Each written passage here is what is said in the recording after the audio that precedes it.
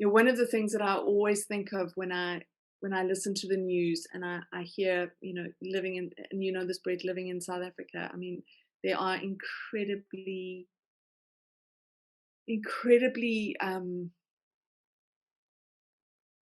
well, I couldn't find the words, horrendous acts that happen.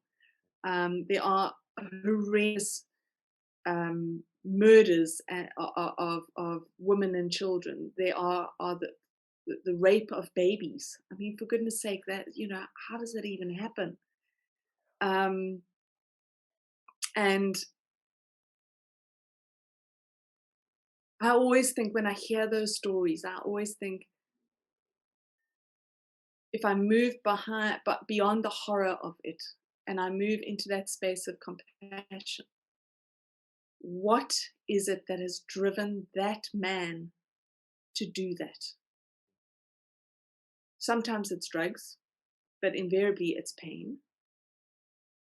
And what is going to happen to him when he realizes what he has done? How can your mind accept that? How can you actually process what you have done?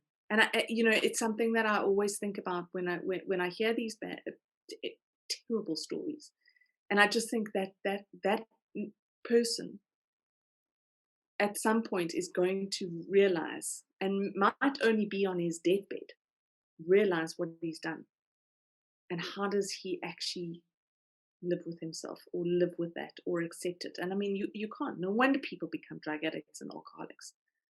There are things that we have endured that you just think, that how do you cope with it, especially in a world where that person that has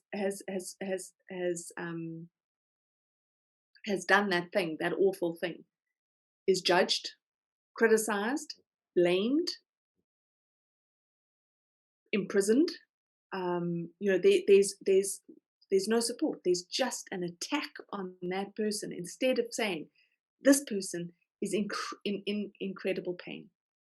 And if we look back to indigenous cultures and hundreds, if not thousands of years ago, on how indigenous cultures dealt with the person that had done something wrong, they would call the tribes together, the community together, and they would sit and hold a space so that they could try and understand why or what had driven this person to do what they had done, and show compassion, not punishment.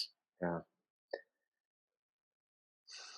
And that's where we need to start, with each other and with ourselves. We need to be able to look at ourselves with compassion.